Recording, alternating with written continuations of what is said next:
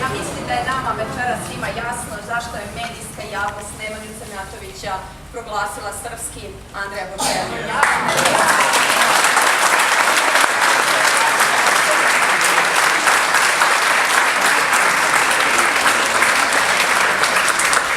Njemu se od srca zahvaljujemo i nadamo se da će Čukarica još jedan put da ugosti našeg Nemanju, a vama, dragi prijatelji, hvala što ste večeras bili sa nama, nadam se da ste...